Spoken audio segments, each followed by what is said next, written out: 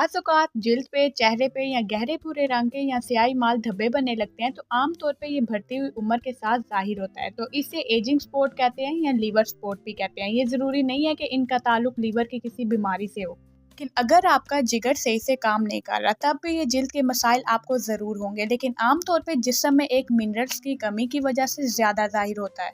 आज मैं आपको बताने वाली हूँ कि इसकी कमी की क्या वजह है, ये मसला क्या है, किस वजह से हो रहा है, तो इसके छुटकारा कैसे हासिल किया जा सकता है और आपके जिस्म में मुख्तलिफ हिस्सों पे क्यों पैदा हो रहा है, क्या ये खतरनाक है, क्या ये आगे चल के जिस्म में कैंसर में तब्दील हो सकता है। तो इन सारे सवालात को मैं कवर करूंगी। 60 साल की उम्र के बाद 90% लोगों में एजिंग स्पॉट्स ज्यादा जाहिर होते हैं। तो इसके पीछे जो असल चीज़ है, जिसके पीछे या जिसकी वजह से धब्बे बनने लगते हैं, तो वो है मेलानिन। मेलानिन स्किन को डार्क या असल में ये मसला मेलानिन की एक्स्ट्रा प्रोडक्शंस की वजह से होता है। इनका डार्क पिगमेंट मेलानिन ही है जो जिल्द को खास रंग देता है। आपके बालों को, आपकी आंखों का रंग भी मेलानिन की वजह से होता है। तो इसका जो सबसे बड़ा फंक्शन है जो ये है कि जिल्द को सूरज की शुआओं से बचाता है।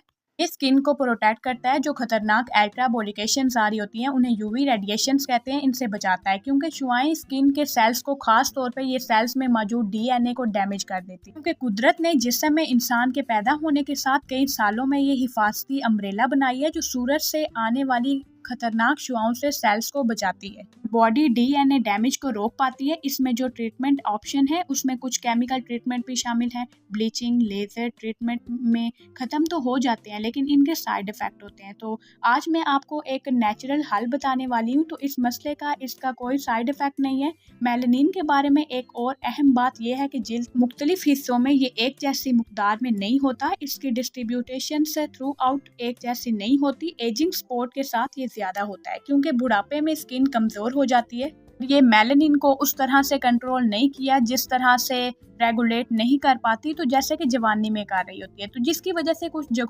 जगह पे मेलानिन ज़्यादा इकट्ठा होने लगता है, तो कुछ जगह पे कम। और एक और बात जो हर बार मुझे लगता है कि जो शेयर करनी चाहिए, जैसा कि सूरज की शुआएं डायरेक्ट स्किन को हिट करती हैं, इसी वजह से इस डैमेज को ऑक्सीडेटिव स्ट्रेस भी कहते हैं। और ये स्ट्रेस भी एक किस्म का है जो सेल्स के लेवल्स में होता है। तो इसे रोकने के लिए हमें चाहिए कि एंटीऑक्सीडेंट जो हमें खुराक से मिलते हैं, जिसम खुद एंटीऑक्सीडेंट बनाता है, ताकि इस ऑक्सीडेटिव स्ट्रेस को यूटिलाइज कर सके।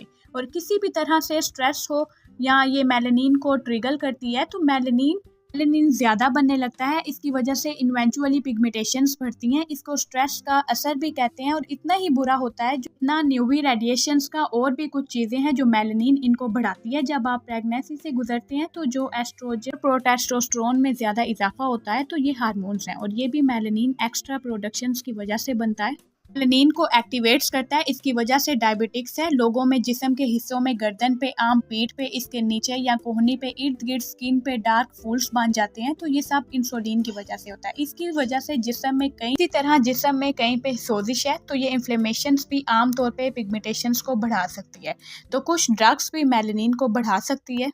हार्ट एदीमिया के लिए और इवन स्ट्रेस भी इसकी एक और वजह हो सकती है। अब बात करते हैं कि कैसे आपकी जिल्द में इस मेलानिन की एक्स्ट्रा प्रोडक्शंस को कम किया जा सकता है। मेरी नज़र से 4 ऐसी प्रोडक्ट्स गुजरी जिस पे पैटर्न्स फाइल है, इसके रिजल्ट्स राइट्स हैं, और हर कंपनी फॉर्मुलेशंस को इस तरीके से इस्तेमाल नहीं कर सकती। जो इन नेचुरल चीज़ें शामिल हैं, उन्हें पिगमेंटेशंस दूर करने के लिए बहुत मुफीद पाया गया है।